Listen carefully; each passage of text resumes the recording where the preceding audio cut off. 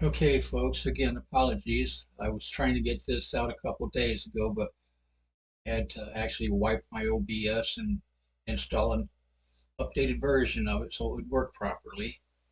But this time around, this is going to be something totally different. I'm not even sure totally where it will go. I guess I'll start with something that I believe in, and that is that there is hidden technology that can change our world for the better, much better. Also believe this tech will not be released anytime soon. I'm of the mind that it will be doled out a little at a time over several generations, or maybe even as long as a century. That is why I'm a supporter of hydrogen ran vehicles and TH90 thorium ran power plants.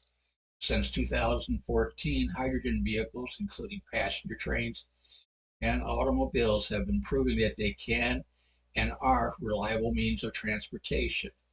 So let's take a look at a couple of the articles on hydrogen ran transportation.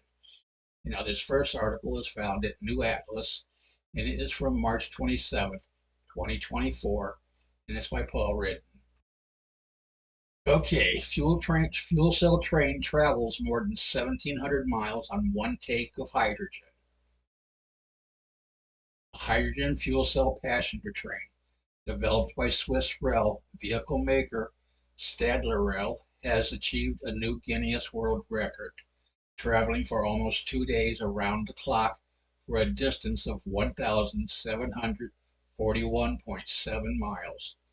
Efforts to clean up dirty trains are already well underway, with heavy investment in electrifying networks around the world, as well as rolling out battery electric locomotives as the FLX Drive, the Blue Trains, and the Flirt Accu. The last example is made by Stadler Rail AG and managed to achieve a Guinness World Record in 2021 for the longest per charge battery only journey of 140 miles on a route between Berlin and Warnemünde during a freezing local winter. Not bad for a train that was designed for an operational per charge range of 80 kilometers. Not all rail networks can support electrification, and that battery range just won't be enough for long haul transportation of goods or people. That's where hydrogen could come in, making extended travel possible and only admitting steam and water. Stadler first introduced its Flirt H2 passenger model at InnoTrans 2022 in Berlin and began testing in Switzerland. It's designed to replace diesel-powered trains on non-electrified or partially electrified networks and features two motor-driven in-cars with hydrogen tank and fuel cells in between. The fuel cells feed energy to an onboard battery which powers the electric drive. Originally built for California's San Bernardino County Transportation Authority, its reported top speed is 79 miles per hour, and it has a range of 286 miles per refueling stop. However, that range figure has just been blown out of the park at the INSCO test circuit in Pueblo, Colorado, to get Stadler into the record books again. On the evening of March 20th, the Flirt H2 set off on its first lap of the track. Engineers then took it in turns to man the controls for more than 46 hours, after which the train came to a stop, having clocked up 1,741.7 miles on a single tank of hydrogen. This translates into a world record for the longest distance traveled by a hydrogen-powered passenger train without refueling or recharging. What we don't have is the speed average capacity of the fuel cell system. So the Hydrogen Insight reports that the SBCTA model features 12 fuel cells at 100 kilowatts each, or excuse me, or whether green hydrogen was used as the fuel source. But it's a significant milestone nonetheless. This world record establishes the ideal performance range for our hydrogen version of the best-selling Flirt electric multiple unit, the Flourish H2, said Stadler's Dr. Brockmeyer. This is a monumental achievement from our entire team, and we are very proud to hold another record title. In addition to confirmed orders in California, Stadler has revealed that 2 Italian rail operators have signed contracts for the supply of 15 hydrogen-powered trains between them. Footage from the distance record can be seen below, but we're going to skip that. And that's the end of that one. So bear with me and we'll get back to the main article. Okay, now the next article is by Railway News and it's by Carrie Allen and it's from August 26, 2021. So bear with me for a second while I get it up. Okay, Alstom Coradia Island hydrogen train showcased in Sweden for the first time. Alstom has run its Coradia Island hydrogen-powered passenger train in Sweden for the first time at a presentation in Östersund for regional operators, transport authorities, and government decision makers. Coradia Island was unveiled in 2016 and is the world's first passenger train powered by a hydrogen fuel cell, which produces electrical power for traction. The train emits low levels of noise and emits only steam and condensed water from its exhaust. Its performance matches with regular regional trains with a maximum speed of 140 kilometers per hour and comparable acceleration and braking performance. Likewise, passenger capacity is up to 300 passengers and the train has a range of 1,000 kilometers. First 2 100% hydrogen island trains entered commercial service in 2018 in Germany, and they have already covered more than 100,000 kilometers. To date, 41 train sets have been ordered in Germany, and successful trials have taken place in Austria and in the Netherlands. In Italy, the operator FNM confirmed an order for 14 hydrogen trains at the end of 2020. Designed specifically for use on non-electrified lines, the Coradia Island offers a diesel alternative. Depending on how the hydrogen is produced and how it is transported to fueling stations, a hydrogen-powered regional train could be more environmentally friendly than its diesel counterpart. Despite many electrification projects in several European countries, a significant portion of the continent's rail networks will not receive this in most cases. Preferable traction technology. To sidestep this shortcoming, the Coradia Island uses the existing infrastructure without the need to invest in electrification. It does, however, require additional infrastructure in terms of hydrogen production and fueling. And that's the end of that one, so bear with me for a second while we get back to the main article. Okay, now the next article was published May 8th, 2023 by Nippon.com. The hydrogen technology. So give me a second to get it up here. Okay, path to zero emissions. Honda, latest automaker focusing on hydrogen technology. Honda announced plans to sell a new fuel cell electric vehicle in Japan and North America starting in 2024, making it the latest Japanese automaker to reassert its commitment to hydrogen power. An automotive expert breaks down the pros and cons of FCEVs and battery electric vehicles and consider their roles in advancing zero emission goals. Hydrogen Horizons. Japanese automaker Honda is boosting its hydrogen business initiatives. In a press briefing in Tokyo in February of this year, company executives unveiled plans to launch a new fuel cell electric vehicle in Japan and North America in 2024. The FCEV will be equipped with the next generation fuel cell system developed with U.S. car maker General Motors. If realized, the vehicle will place Honda among the ranks of Toyota and Hyundai in having a hydrogen-fueled car model commercially available. As an early proponent of hydrogen power in the car industry, Honda has been researching the potential of hydrogen technologies and fuel cell vehicles for more than 3 decades. It developed its first prototype in 1998, and since 2013, it has teamed up with GM to build the next generation fuel cell system. Honda has built 3 models of FCEVs to date, but all have had limited production runs, serving either for research and development purposes or leased in select markets.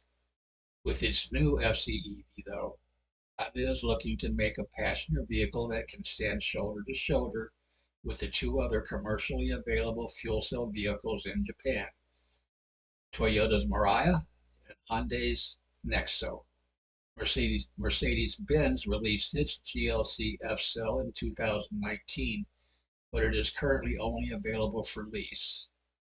In simple terms, fuel cell relies on the chemical reaction behind apologies. In simple terms, a fuel cell relies on the chemical reaction between hydrogen and oxygen to generate power, with the only emission being water. The energy to propel the vehicle comes from hydrogen electrons traveling along a dedicated circuit. In the case of fuel cell electric vehicles, the hydrogen fuel is stored in a high pressure tanks inside the vehicle, with oxygen coming from the air. Fuel cell vehicles have been touted as environmentally friendly, and many experts argue that they are crucial for achieving sustainable carbon neutral society. Okay, battery electric vehicles dominance. While FCEVs are garnering attention, they continue to be overshadowed by the fully electric vehicles with rechargeable batteries, or BEVs, which have surged in popularity worldwide. From 2021 to 2022, battery BEVs sales as a portion of the car market rose 3 points to 12.1% in Europe, and by over 2.5 points to 5.9% in North America, and nearly doubled to 20% in China. By comparison, the pace of sales in Japan has been anemic, increasing by little over 1 point to 1.7%. BEVs have taken center stage as zero emission vehicles, with demand rising as Japan and other nations work toward achieving broader commitments to decarbonize society. Although a lack of charging stations and other basic infrastructure has presented a hurdle to the update of BEVs, momentum is clearly in their favor. This leaves one to wonder what role, if any, FCEVs have to play. In answering this question, it is important to consider the advantages of FCEVs over their battery-powered counterparts. Prominent among these is their short refueling times, typically around 3 to 5 minutes compared to the hours needed to fully charge a BEV. The high energy storage capacity of hydrogen also gives FCEVs significantly longer driving ranges than BEVs powered by even the most advanced apologies. Okay, I'll try that again. The high energy storage capacity of hydrogen also gives FCEVs significantly longer driving ranges than BEVs powered by even the most advanced lithium-ion batteries. Fuel cells are beneficial from a sustainability standpoint too, as they utilize 1/50th the lithium and cobalt that go into manufacturing EV batteries. Telling point considering the heavy burden on the environment from mining these minerals. FCEVs also have their downsides. So for one, fuel cells are less energy efficient than BEVs. A 2001 paper by Max Amann of Sweden's Lund University found that the powertrain of ECVs had a maximum efficiency of 34%, barely double the 14% of gasoline engines, and far behind the 61% of BEVs.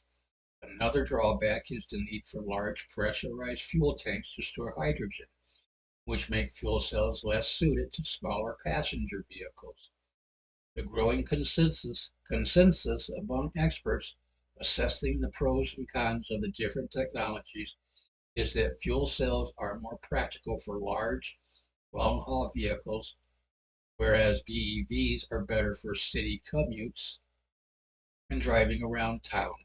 Seen in this light, BEVs are not in competition with FCEVs, but rather the two complement each other by fulfilling distinct transportation needs.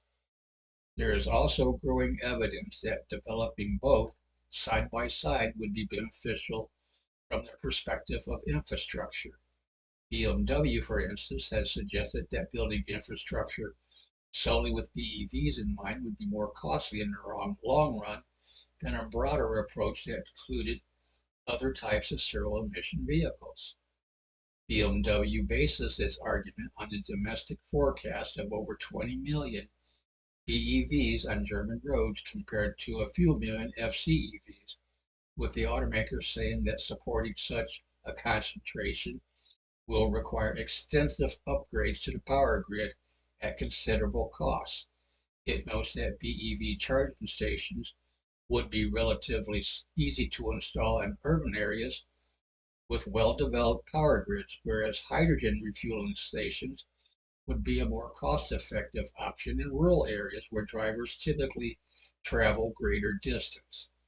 Although BMW's focus is on Germany, the scenario can be just as readily applied to Japan. Here, though, the hurdles in installing recharging stations at housing complexes and cities have hampered the uptake of BEVs, a situation that could bolster the appeal of FCEVs for urban residents. Currently, many BEV drivers must go out of their way or face long waits to recharge their batteries. Installing hydrogen refueling ports at existing gas stations would make FCEVs more attractive to city dwellers by enabling owners to quickly fill their tanks in much the same way as drivers of gasoline vehicles. Having easily accessible fueling stations would also help in the development of other types of hydrogen vehicles. For instance, Toyota is currently working on a hydrogen engine equipped car that burns the element in a similar way to conventional gasoline motors. And anybody who's did any real research know that that is not only feasible, but it's been done in the past. While hydrogen engines are appealing for such reasons, as car makers can rely on existing combustion engine technology, Toyota is currently the only company developing a model. Most apologies. Most firms with hydrogen-fueled vehicles, including the likes of Toyota, Honda, GM, and Hyundai, are focusing on FCEVs. The Stellantis Group, the world's fourth largest automaker, boosting a sizable portfolio that includes brands like Jeep and Fugo, is also looking to expand its FCEV offerings. As illustrated by the recent announcement, it is looking to bolster its share in a collaboration with French fuel cell maker Symbio. Okay, industrial applications. Hydrogen lends itself to numerous industrial applications beyond passenger vehicles. Notably, the Japanese government is looking to expand its reliance on hydrogen in the energy-related sector, placing it alongside offshore wind and fuel ammonia as a core component of its green growth strategy for achieving net zero emissions by 2050. Along with power generation, the government's roadmap points to hydrogen as a key carbon neutral technology in areas like transportation and industry, while stressing the need to involve a wide range of players to boost industrial competitiveness as countries in Europe and East Asia step up their hydrogen efforts. Such a high-level commitment guarantees that hydrogen will play a greater role than just powering passenger vehicles.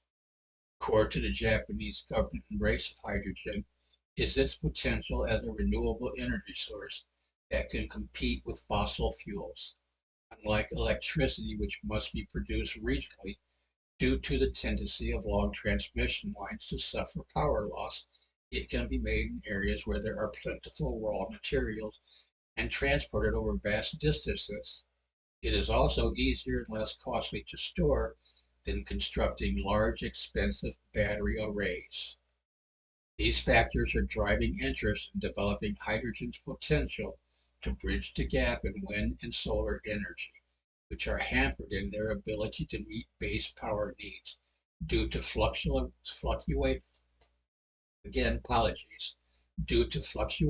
in output and land constraints that affect the construction of large-scale installations. Utilizing renewable power generated during off-peak hours, so-called green hydrogen, which has no carbon emissions, can be produced and stored, allowing utilities to cover shortfalls in demand.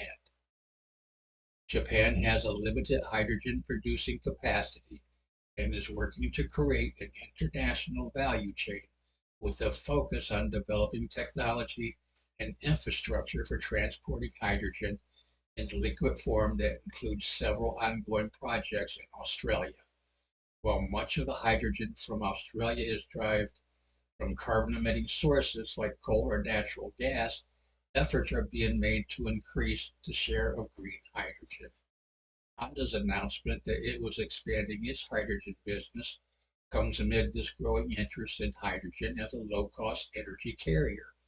Along with its planned new FCEV, Honda is looking to apply the next-generation fuel cell system it developed with GM in a range of areas, including grouped in arrays to power large cars, trucks, and construction equipment, as well as in stationary power units. Honda is confident that its new system, which is one-third the cost and twice as powerful as its predecessor, will win over customers. Following step, Toyota and BMW are also planning new applications for their fuel cell systems, such as in large trucks. While BEVs look to become the main zero emission vehicle going forward, fuel cells undoubtedly have a role to play as society moves to decarbonize. The best approach for achieving carbon neutrality would be to utilize both technologies to their fullest. And that ends that one. I find that one to be highly interesting. The next one will be even more interesting, I think. Okay, now the next article was published June 14th, 2023, and it also comes from Nippon, and it's titled Hydrogen Fuel. So give me a second to get it opened up here. Okay, green hydrogen from Fukushima fueling zero carbon initiatives. Hydrogen generated with solar energy at a plant in Fukushima Prefecture offers hints for powering a carbon-free society. We visit the Fukushima Hydrogen Energy Research Field in Nami, where model programs like a fuel cell-powered mobile grocery store are underway. Clever way to store solar energy. A sprawling solar array near Nami in Fukushima Prefecture is different from the large-scale solar farms that have become so common recently. Here at the Fukushima Hydrogen Energy Research Field, electricity generated by solar panels is used to produce hydrogen. Interesting thing to think about. In the wake of the meltdown at the Fukushima Daiichi nuclear power station in 2011, the Japanese government made bolstering renewable energy output a priority, prompting the construction of a slew of large-scale solar and wind farms in Japan.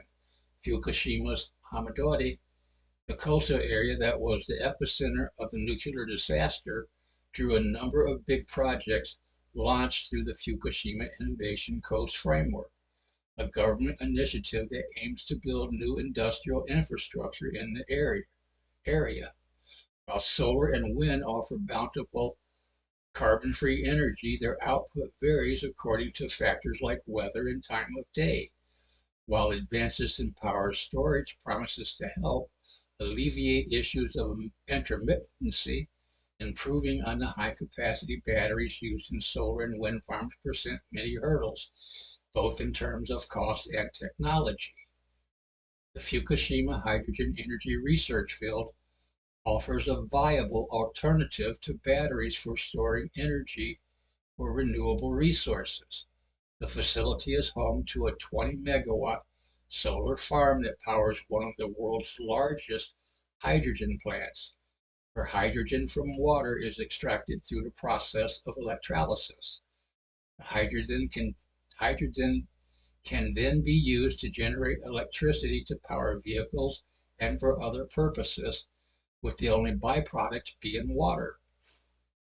Hydrogen produced in this manner, called green hydrogen, emits no carbon dioxide and has gained attention as a clean form of energy. Kept under pressure in tanks, hydrogen can be stored for extended periods and transported over large distances.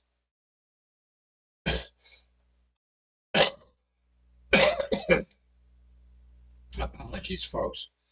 The plant has the capacity to produce, store, and supply up to 1,200 normal cubic metrics of hydrogen per hour, generating enough of the element in one day to supply 150 households with electricity for a month, or fill the tanks of 560 fuel cell electric vehicles.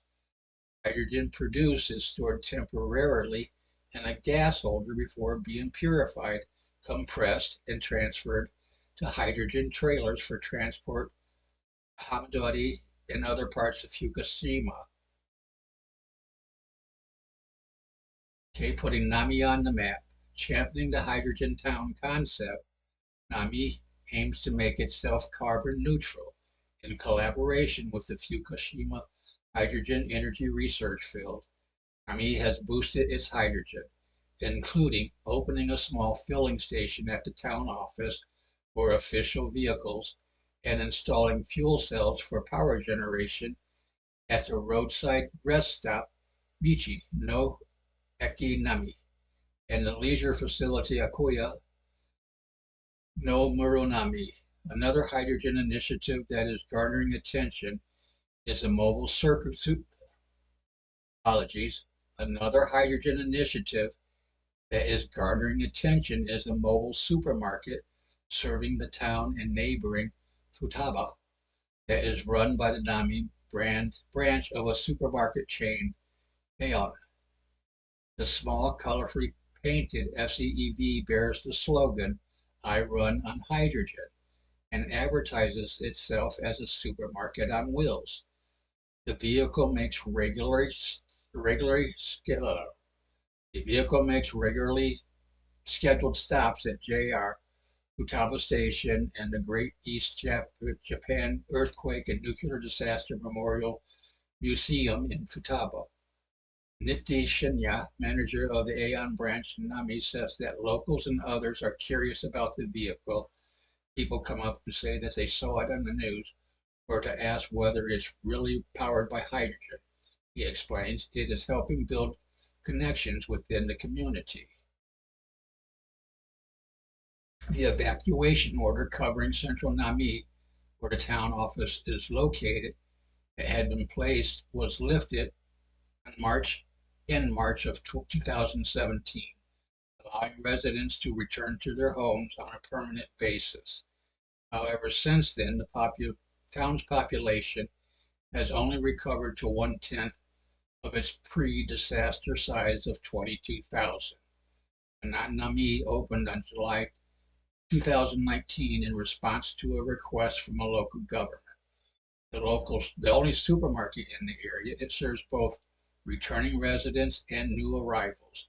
Aeon's hydrogen-powered mobile supermarket began operating in June of 2022 as part of a joint initiative involving Aeon Tohoku municipalities Nami and Futaba, and major Japanese car maker Toyota. An evacuation order that covered the entirety of Futaba was only lifted at the end of August 2022. and the area has yet to see shops return, which is a cause for concern for residents. The mobile supermarket aims to allay these worries while also using locally produced hydrogen to help create a sustainable community. Nita says that while the Aeon Nami is a small supermarket, it tries to offer as comprehensive a range of products as possible to accommodate the wishes of the local community. Shoppers requested that we carry fresh fish options, so we added another processing area, he explains. He extols the mobile supermarket for enabling the outlet to serve a greater portion of the population. Some parts of Nami are far from the store, and many older people don't have cars. The mobile supermarket has enabled us to deliver groceries to these customers. Smiles make it all worthwhile. The mobile supermarket refuels at the hydrogen filling station at the town office. It takes around 3 minutes to fill the vehicle's tanks, which can be done easily by a single staff member. The station is part of an experimental network that automatically projects demand and orders hydrogen deliveries from the nearby production plant at the optimum times and using the best route. Oh, apologies. The modified FCEV can carry up to 150 kilograms of stock and offers as many as 500 types of products, including chilled, frozen, and warmed goods, along with food items prepared for lunches, fish, frozen entrees, and seasonings. Customers can also find such daily necessities as plastic food wrap, detergent, toothbrushes, and face masks. Describing the vehicle as quiet but yet powerful, Nitsa says that he has driven the vehicle on the expressway as far as Kiriyama and found the ride to be very comfortable. The mobile supermarket is on the road 5 days a week and visits a total of 11 locations on different days. Friday that I visited, the first stop at around 10 a.m. was the Futaba Business Incubation and Community Center. As soon as the wares were put on display, staff from the on-site restaurant came to top up on ingredients that were running low. They were joined by workers at reconstruction projects, staff from the neighboring museum, and others. Bento boxes, bread rolls, and instant noodles were popular choices among the pre-lunch crowd. 11:30 a.m. on weekdays, the mobile supermarket starts at a newly opened Futaba town office, which is situated at Futaba Station. The vehicle is not only quiet, but it produces zero emissions. It can be parked by the building entrance without concern for exhaust fumes. Different displays are used at the location in line with demand for lunches, snacks, and coffee. At 12:30, the vehicle returns to the supermarket to restock. In the afternoon, it will visit the Nashio Business Park and Kiyohashi housing development. The staff operating the trucks say they vary offering based on where the next stop is and time of day, being certain to also load any products requested the week before. Seeing our customers' happy faces makes it all worthwhile. Hydrogen Society for a new pool for Nami. The Fukushima Hydrogen Energy Research Field and the mobile supermarket help highlight the potential of hydrogen as an energy source while also drawing attention to the challenges that need to be overcome in realizing its widespread use. Hydrogen filling stations are expensive to build, and Japanese law adds a second barrier by requiring that the hydrogen stored under high pressure at such facilities needs to be supervised by a qualified safety officer. This means that small stations like the one at the town office need to store the gas at half of the pressure of a larger site to avoid the costly regulation. While setting up and operating hydrogen filling stations present challenges in terms of cost and staffing, the use of hydrogen is catching on. A new facility The Nami hydrogen station that opened in December of 2022 is the first of its kind in the area. NHTSA says that the staff use the filling station at the town office on a daily basis, and the Nami hydrogen station when the mobile supermarket needs to travel longer distances. It's now even more convenient. NHTSA believes that to truly rebuild the area will require more than just putting things back the way they were before the disaster. We also must create new things that boost the appeal of Nami and attract new residents. I hope the use of hydrogen will increase and that it will become a selling point for the area. Asked if the arrival of more supermarkets and convenience stores would spell the end of the mobile supermarket, NHTSA replied that Aeon Numi will continue to focus on catering to the needs of local customers. I believe we're helping the area to rebuild, but we will need to change as well. There will still be plenty of need for the mobile supermarket, though, and we will be doing more visits to elderly care facilities to make it easier for seniors to return to the area. Okay, that's the end of that one. Found that one highly interesting too. I think that was an awesome ideal to use solar panels to use electrolysis to create hydrogen. Find that simply awesome. Okay, so our next article was published May 29th, 2024 by Tim Newcomb. And it's the hydrogen combustible engines. So let's get a look at it. Okay, a new hydrogen combustion engine is legitimately heating up. Will it actually transform the future of driving? As automobile makers look for alternatives to gasoline, hydrogen combustion is starting to gain traction.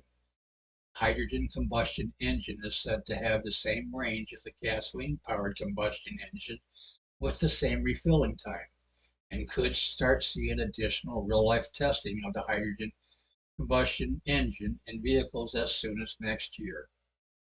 In the quest for vehicle fuel sources, Korea has taken the lead on crafting a combustion engine that runs on hydrogen. But it isn't just Korea's Kia and Hyundai which have teamed to create a hydrogen combustion engine. Moving forward on the concept, Volvo is now also planning on the design. The technology is virtually already in place for hydrogen combustion engines, and both the driving ranges and refilling times are similar to that of traditional gasoline-powered engines. Moving toward hydrogen combustion is a different approach than searching for a hydrogen fuel cell. In the combustion version, the engine burns hydrogen to produce power through combustion like a conventional engine, whereas fuel cells use a chemical process to convert hydrogen into electricity. Combustion strategy also takes up less physical space than a fuel cell system and doesn't require the many new systems that a fuel would need to convert hydrogen to electricity and power an electric motor. The combustion process still needs a little help, however. Volvo plans to use a type of biodiesel as a pilot fuel to ignite the combustion chamber, causing an explosion that drives the pistons. The engines must manage the high temperatures of that of hydrogen combustion, which may require a more intricate engine design, better fuel injection technology, and more hydrogen-friendly materials. Kia and Hyundai are working together on an engine that they may have ready for passenger cars in 2025, while Volvo plans to have on-road tests in trucks in 2026. Trucks where the traditional internal combustion engine remains, but runs on hydrogen, will have the same performance and reliability as our diesel trucks, but with the added benefit of very low CO2 emissions. Volvo Trucks head of department management and quality said in a statement they will be a valuable complement to our battery electric trucks. The tractors of the hydrogen combustion push say that the new fuel source doesn't solve the pollution dilemma in automobiles, as the hydrogen technology still has an emission output. Volvo, however, states that by using the right renewable materials, they can get hydrogen combustion engine to fall within the zero emission vehicle category as set by European Union standards. I find that one highly interesting too. And for any of us who's did any real research on hydrogen combustion engines, we know that they've been proven to be reliable force of transportation. And the first thing that pops into my mind is the name Stanley Myers, who had a hydrogen running vehicle, but he was silenced in some way. And I'll leave it to you to determine what that way might have been. Okay, that was the last article on hydrogen. And again, I think the hydrogen combustible engine will be a reality very shortly because it's already been proved to be I mean several, I don't know how many people have built hydrogen run vehicles, and they even had self-producing hydrogen units within the vehicles. So it's just a matter of time before we get that. But as I said, everybody who's come out with that technology in the past, they've been silenced in one way or the other. So now let's see what we can find on TH90, thorium. First article, IAEA by Artem Vlasov, March 13th, 2023. Thorium-90 reactors. Okay, let's start this one over. Thorium's long-term potential in nuclear energy. New AEA analysis. In August of 2021, China announced the completion of its first experimental thorium-based nuclear reactor. Built in the middle of the Gobi Desert in the country's north, the reactor over the next few years will undergo testing. If the experiment proves successful, Beijing plans to construct another reactor potentially capable of generating electricity for more than 100,000 homes. China is not alone in its intentions to reap thorium's unique properties. In the past, India, Japan, United Kingdom, United States of America, and other countries have demonstrated enthusiasm for research into the possible application of thorium in nuclear power. The appeal of this metal is its potential to be more abundant and efficient substitute for uranium, the dominant nuclear fuel. However, using thorium for energy production is not without challenges, and these are discussed in the new IAEA publication, Near-Term and Promising Long-Term Options for the Deployment of Thorium-Based Nuclear Energy, comprehensively summarizing the results of a 4-year IAEA coordinated research project focused on the possibilities of developing thorium-based nuclear energy. The report examines the benefits and challenges of using thorium as a fuel and analyzes its application in different types of reactors, from the most commonly deployed water-cooled reactors to molten salt reactors. Many countries consider thorium as both a viable and very attractive option for generating power and meeting their growing energy needs, said Kailash Gorawal, a nuclear fuel cycle facilities specialist at the IAEA and one of the authors of this report.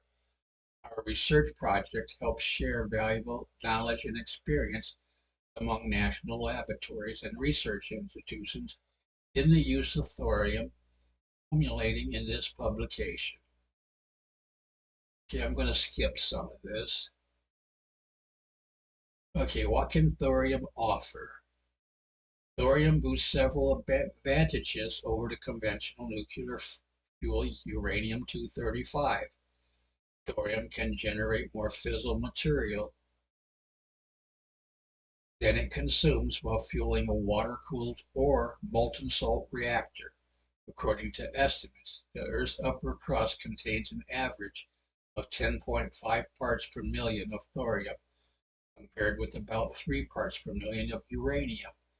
Because of its abundance and its fissile material breeding capability, thorium could potentially offer a long-term solution to mankind's energy needs. Another advantage is that thorium fuel reactors could be much more environmentally friendly than their uranium counterparts, in addition to the fact that these reactors and nuclear power in general do not emit greenhouse gases in operation.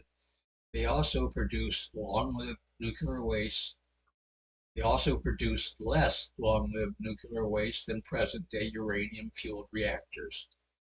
But it's not without challenges. However, there are several economic and technical obstacles making the deployment of thorium challenging. Despite its abundance, the metal is currently expensive to extract. The mineral monazite, which is a major source of the rare earth elements, is also a primary source of thorium. A uranium resources specialist. Without the current demand for rare earth elements, monazite would not be mined for its thorium content alone. Thorium is a byproduct, and extraction of thorium requires methods that are costlier than for uranium. So as it stands, the amount of thorium that can be pulled out of the ground in a cost-effective manner is not as great as for uranium. This, however, could change if there was a higher demand for thorium and its application in nuclear power. Equally expensive are research, development, and testing of thorium-powered nuclear installations due to a lack of significant experience with thorium and uranium's historical preeminence in nuclear power. Another hurdle for thorium is that it can be difficult to handle. Being a fertile and non-fissile material, it needs a driver such as uranium or plutonium to trigger and maintain a chain reaction. To meet growing energy demand and achieve global climate objectives, the world is looking for alternative, sustainable, and reliable energy technologies. Thorium may be one of those.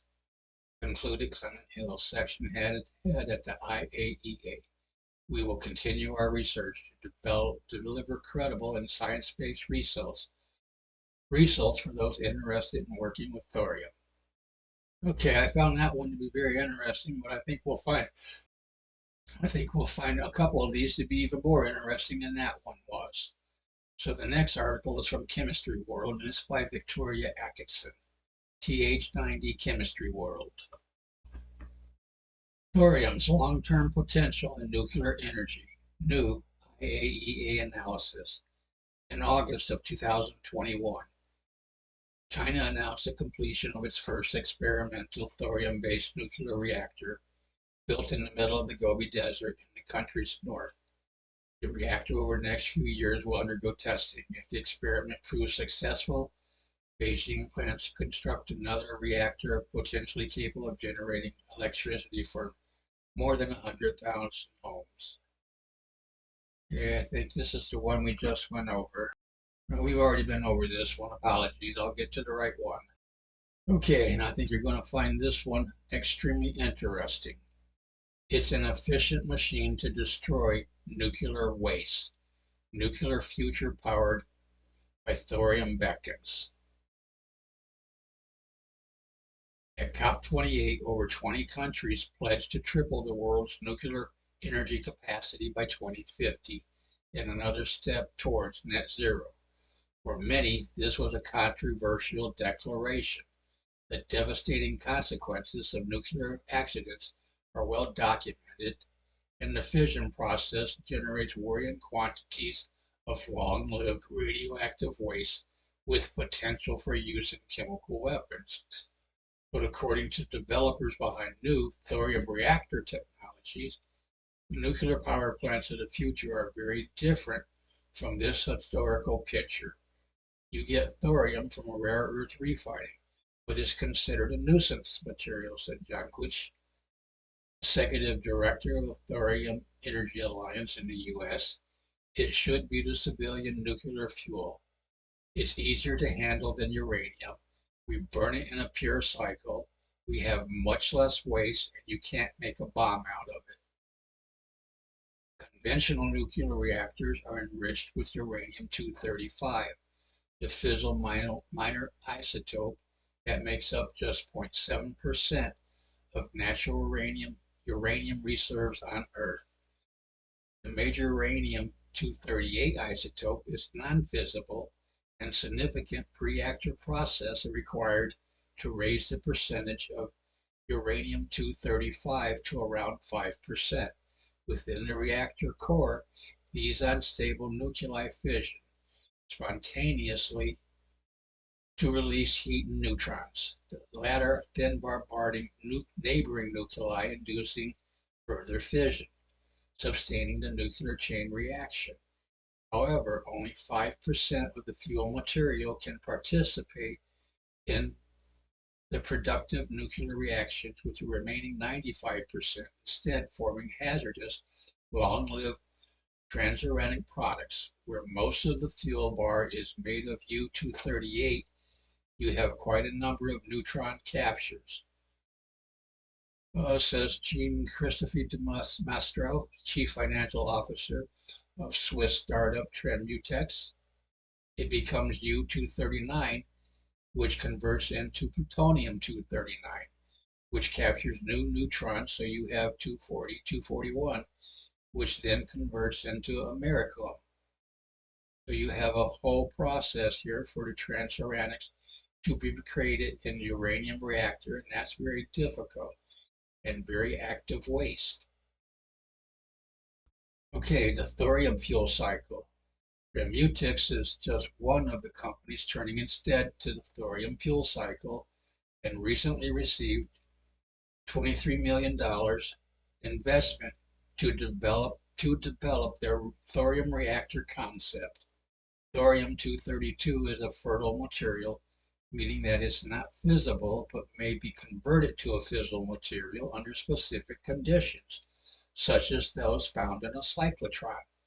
When it's inside the core, the thorium is transformed because of the neutrons flying around, explains Mestro. So thorium-232 becomes thorium-233, which by way of beta decay becomes protactinium-233. And again, this product is radioactive. It becomes uranium-233.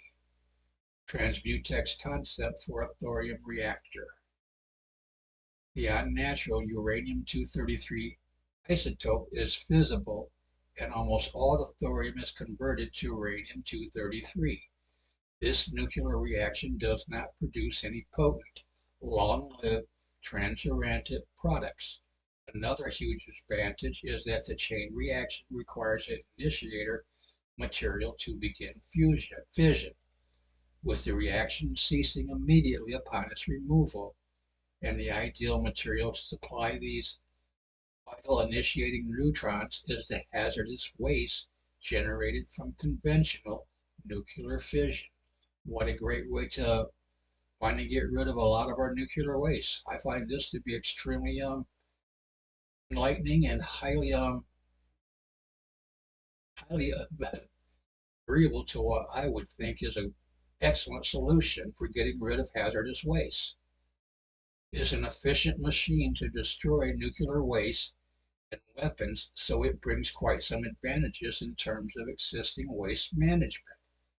Copenhagen Atomics is another company hoping to commercialize this alternative vision of nuclear energy, and the team have plans to turn on their first prototype reactor within the next 2 years.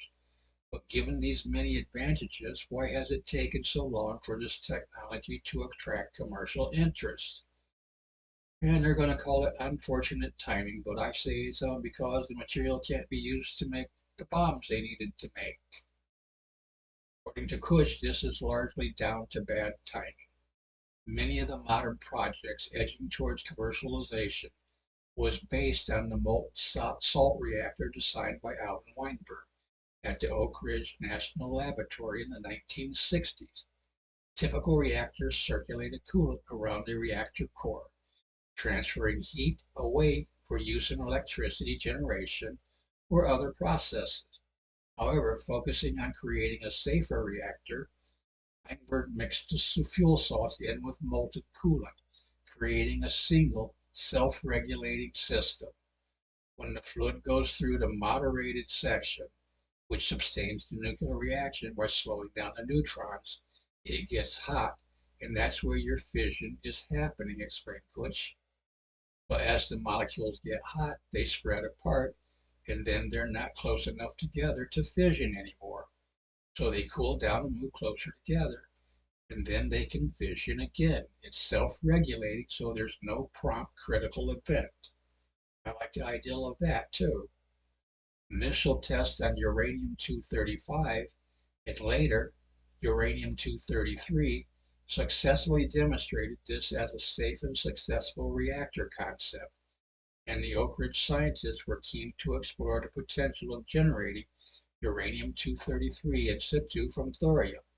However, the project was decommissioned before these tests could take place with Cold War demand for nuclear weapons. There you go.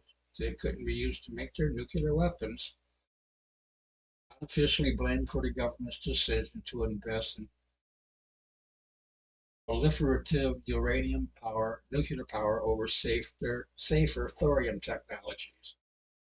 The thorium cycle was largely forgotten until 1977, when Shippingport nuclear plant in Pennsylvania was used as a trial reactor for thorium fuel.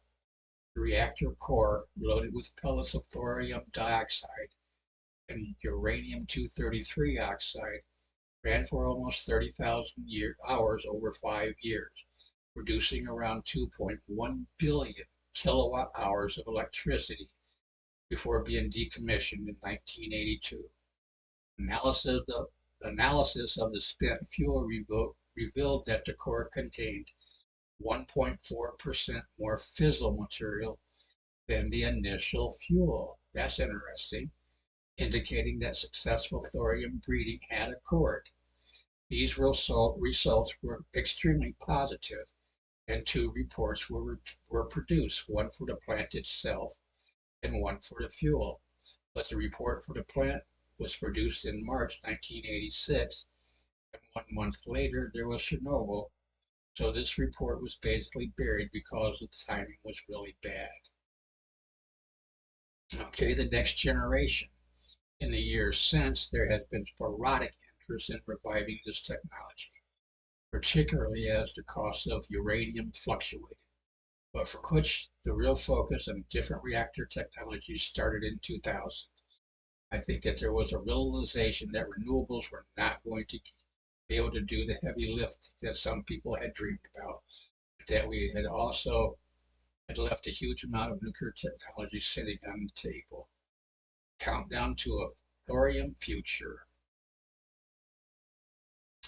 Advanced reactors have finally begun to attract the interest of governments again, particularly across Asia. Nuclear is a central part of India's strategy to achieve energy independence, and thorium is a particularly attractive option, with the country home to 25% of the world's reserves, compared to just 2% of global uranium.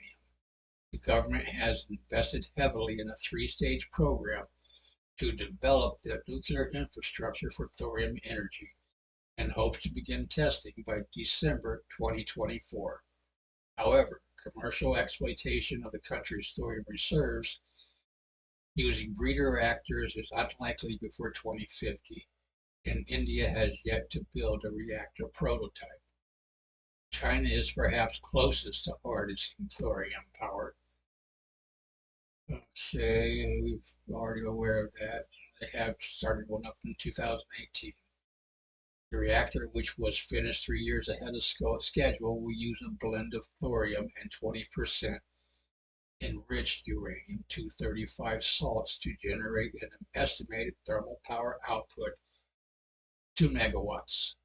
If this experimental reactor is successful, the country has planned for a large-scale reactor with a capacity of 373 megawatts by 2030. In the West, legislative red tape is proving more of an obstacle to development. Several countries across Europe, including Switzerland and Germany, have completely banned construction of new nuclear power plants, while several others have phased out nuclear power entirely. But despite this apparent political antipathy, research into new technologies is thriving within the private sector. A digital approach. Recent $23 million investment in TransNutex is perhaps indicative of the West slowly shifting attitudes to nuclear. The Swiss startup builds upon decades of work started by physics Nobel laureate Carlo Rubbia at CERN in the 1990s. The company's concept combines a particle accelerator called a cyclotron with a subcritical lead-cooled reactor. It's built with about 3% missing neutrons, which is a very important safety feature for us. If you pull the plug on the accelerator, the reactor stops in milliseconds. This subcritically is also crucial in order to have an efficient machine able to transmutate nuclear waste. When you talk to people, they're stuck in a certain view of nuclear. Ain't that the truth? Oh, excuse me. However, rather than rushing to build a prototype, the TransMutex team intended to use this investment to develop a complete digital simulation of the whole reactor system. We want to bring this virtual twin as far as possible, so it will be faster and easier with fewer mistakes to actually build. The second element is the selling or marketing process. We're a private company, so during this period, we need to find a client to stay interested in building this system. At present, the accelerator-driven subcritical reactor system is unfamiliar to politicians. The Demonstral cites the design's complicated image as a possible reason for governments dragging their feet. If you only want to produce electricity, maybe there are other systems that are simpler, but that's not all we do. The dual accelerator reactor system is key to the design's innate safety, non-proliferation, and waste transmutation, with which the company believes are major selling points of the technology. In particular, the team are making the design towards countries with concerns about their existing waste stockpiles. And according to Demonstral, the conversations with governments, including the traditionally anti-nuclear Swiss parties, have so far been encouraging, with Transmutex estimating that they could build their first reactor within 10 to 12 years. A project does not require research, it requires development. Nuclear power will be making a comeback, and it will be a very strong and present market for thorium. Okay, energy as a service. Commercial state-owned power generation is not the only application of this technology. Copenhagen Atomics is taking a completely different approach, focusing on small, molten salt reactor units to meet the energy needs of private companies. Now that's interesting. The modular reactors each produce 100 megawatts of thermal energy, with the possibility of combining an unlimited number of units for greater power output. But rather than selling the reactors themselves, Copenhagen Atomics' business model allows customers to effectively buy thermal energy as a service, with the company handling deployment, operation, and commissioning of reactors. Product is the heat source, and then it's for the customer to decide how they want to use this. A huge energy use case is commodities and processes. It could be liquid fuels, solid form fertilizer, Green steel, desalination, mining. The market is endless.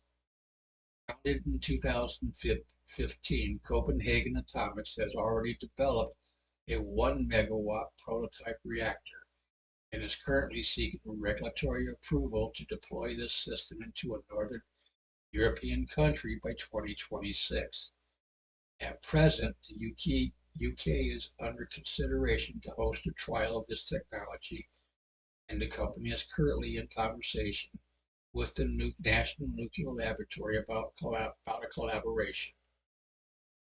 Wow. If the UK embraces this prototype experiment, God says Copenhagen Atomics would like to build their first commercial reactor in 2028, deploying a further 300 units with a total capacity of 12 gigawatts by 2035.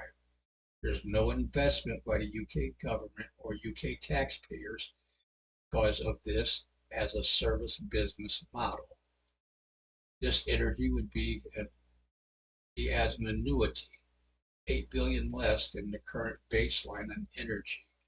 There would also be a huge upfront savings because if you wanted to build the Hinkley Point C with the same capacity, you would have to pay 160 billion. Wow, 160 billion versus 8 billion. Currently, the biggest barrier to thorium power in the West is political will to commit to new nuclear technologies.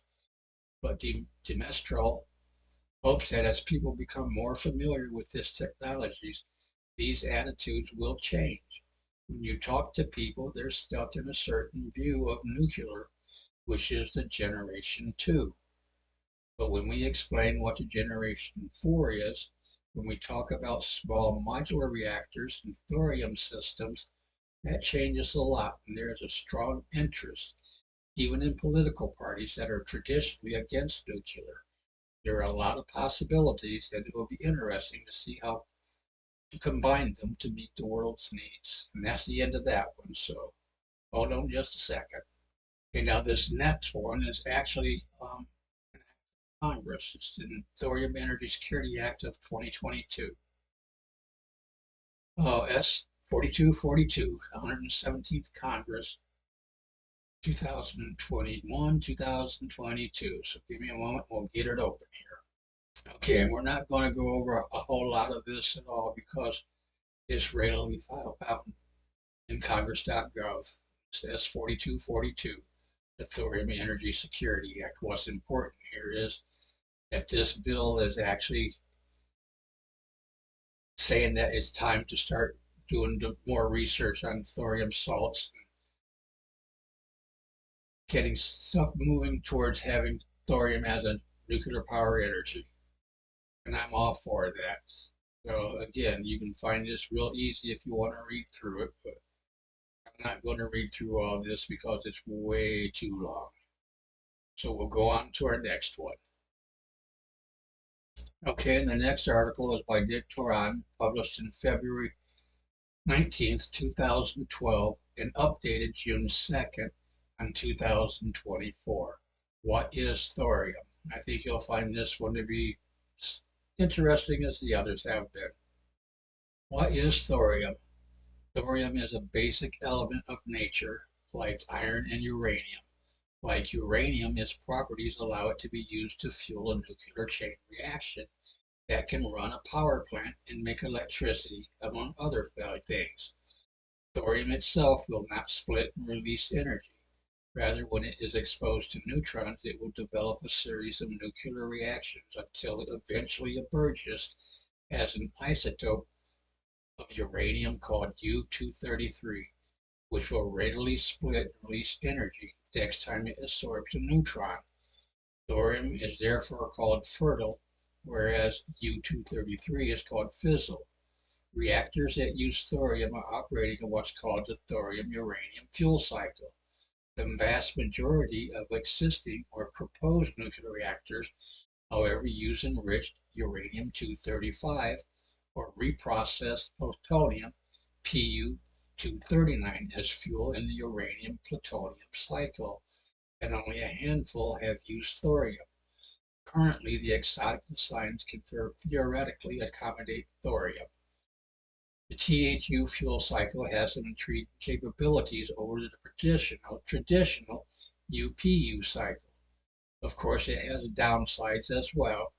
And on this page, you'll learn some details about these and leave with the ability to productively discuss and debate thorium with knowledge of the basis. Up and coming nuclear reactor powerhouses. China and India both have substantial reserves of thorium-based bearing materials and not as much uranium, so expect this energy source to become a big deal in the not too distant future. What are the key benefits of thorium? Thorium cycles uniquely allow slow neutron breeder reactors as opposed to uranium cycles, which can only breed with fast neutrons. This means that if the fuel is reprocessed, reactors could be fueled without mining any additional U-235 for reactivity boost, which means that the nuclear fuel resources on Earth can be extended by at least 2 orders of magnitude without some of the complications of fast reactors. The THU fuel cycle does not eradicate uranium-238, therefore it does not produce transuranic, bigger than uranium atoms like plutonium, americium, curium, etc. These transuranics are a major health concern with long-term nuclear waste. Thus, THU waste will be less toxic on the 10,000 plus year timescale. For any additional benefits of thorium? Thorium is more abundant in the Earth's crust than uranium, at a concentration of 0.0006 versus the 0.0018 for uranium, factor of 3.3 times. This is often cited as a key benefit, but if you look at the known reserves of economically extractable thorium versus uranium, you'll find that they both are nearly identical.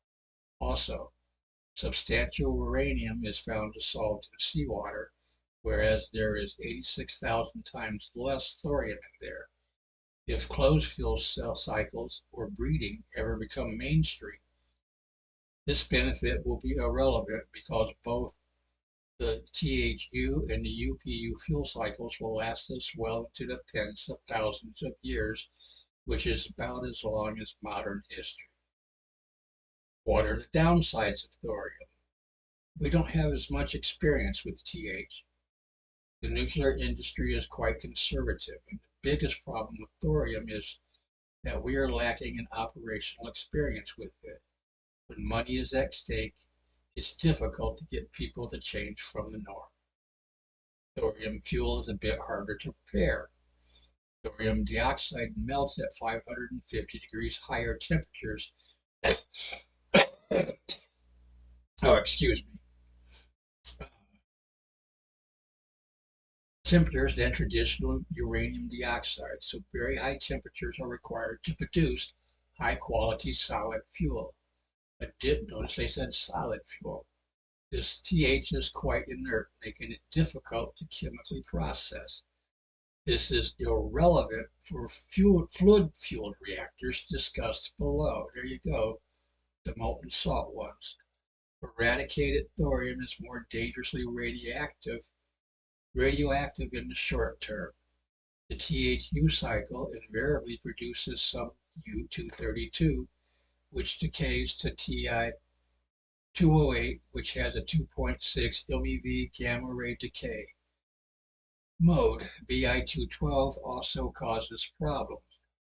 These gamma rays are very hard to shield, requiring more expensive spent fuel handling and or reprocessing. Again, this is for the solid fuel ones. Thorium doesn't work as well as UPU in a fast reactor, while U-233 is excellent for you in a slow neutron regime.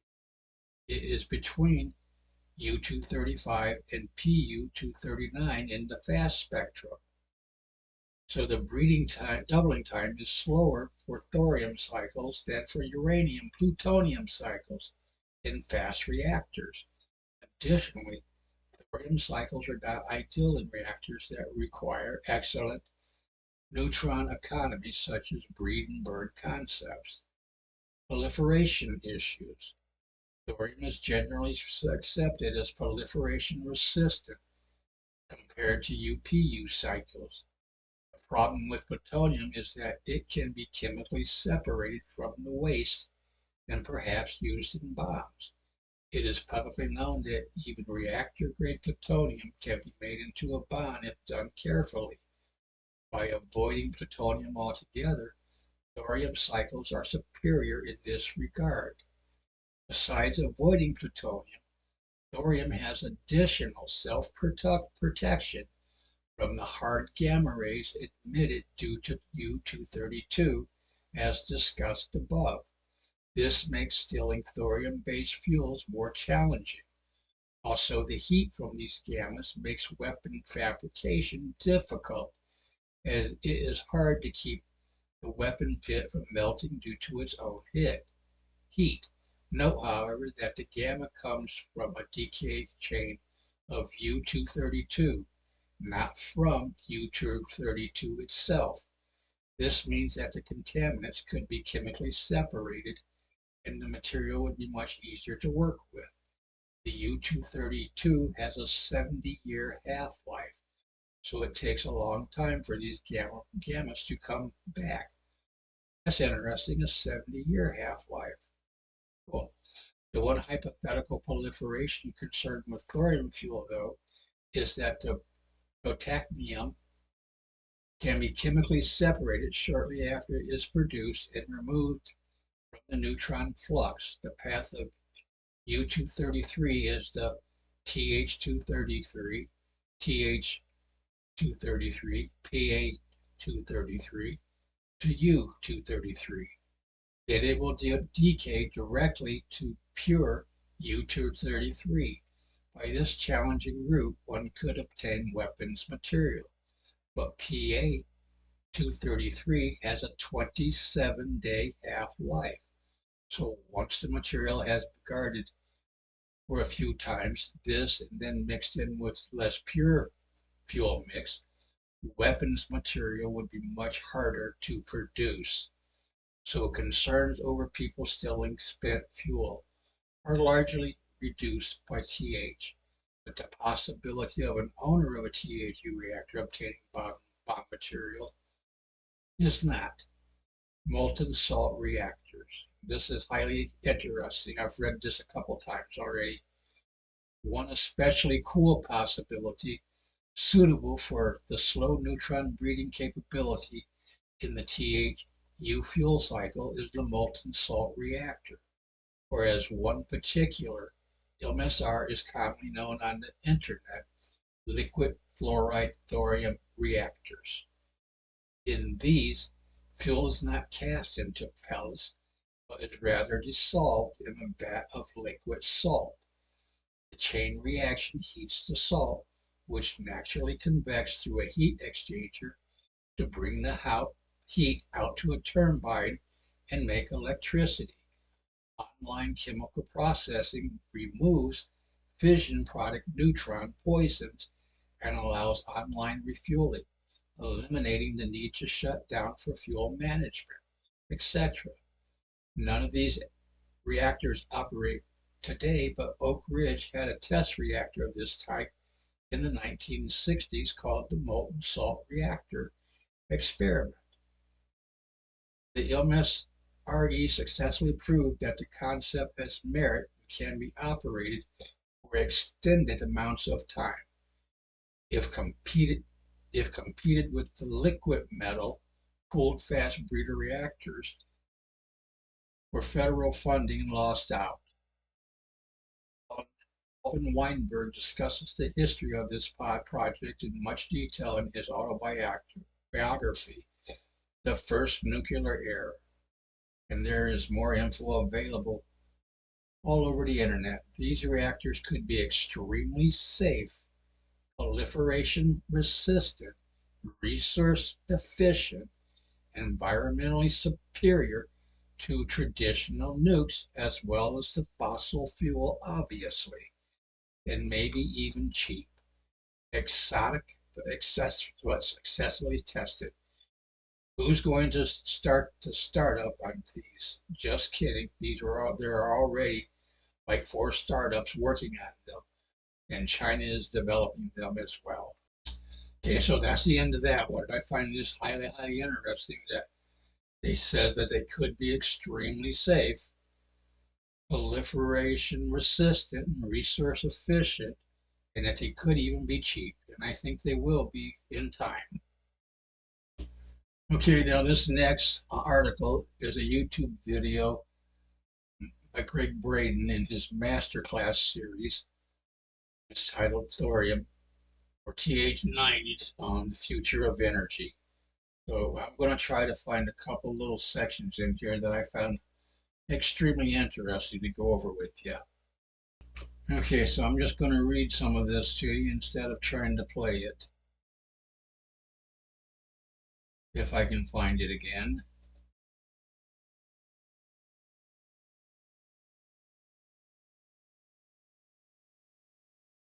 Okay, the super secret Manhattan Project. Scientists discovered a source of energy that produces zero greenhouse gases, inexpensive to produce, cannot melt down, cannot be weaponized, is abundant in the earth, waste recycled, and the waste is recycled into fuel.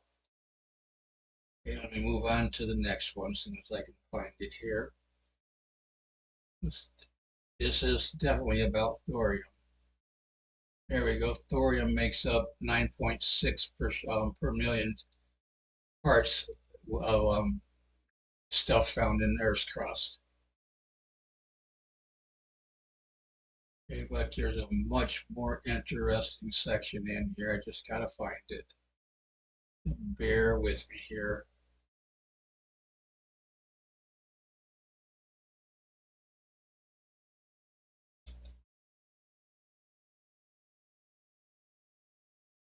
Okay, thorium is an efficient and affordable source of energy.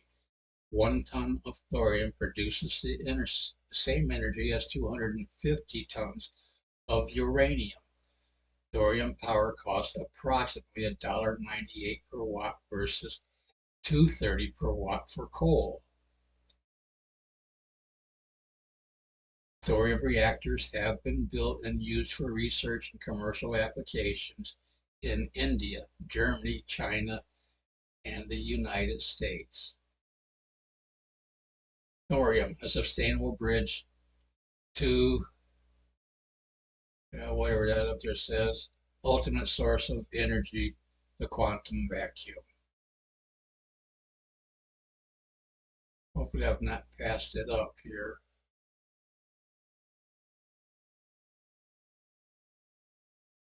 5-year guide, power of empty space. Okay, I've missed it here somewhere.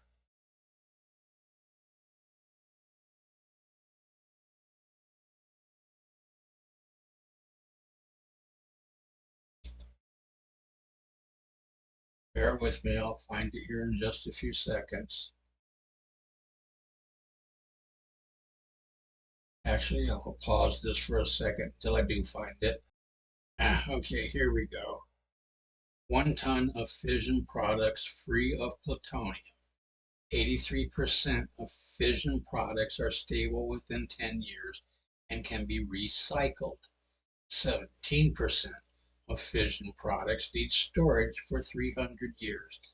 I want you to think about this for a second. Which would you prefer to have? Something that needs only 300 years storage or something that needs 10,000 plus years storage? And better yet, as we have seen in a couple of the other articles, thorium can be used to help eliminate the current nuclear waste we have on our planet. I think it's awesome, and I think this is where we need to go until such a time as they decide to release all that hidden technology that will going to take a long time before I think they're going to release the totally free energy concept. But we'll see, and I hope I'm wrong, but who knows? Maybe I am wrong. Okay, so that should be enough to help you comprehend why I'm a supporter of both hydrogen and TH90 thorium. Again, anyone who has did any research on either of these should know that both have already been proven to be feasible. Some of you may also be aware that onboard hydrogen production is possible. Again, Stanley Myers is the first name that comes to mind when about onboard hydrogen production. He did a great job at it. Unfortunately, he was silenced. But that's it for now. So I hope you all enjoy this one. And until next time, God bless you all. And please remember to follow, like, and share, especially if you found this one. I know it's something totally different from what you normally see from me, but if you like it, please share it across all your social networks. But again, this is most importantly, always keep it at the front of your mind that we are in a global spiritual war, and the words truly are important. So know all of you that all of you are in my prayers, and I ask that all of you keep me in your prayers. And here's something for you to consider.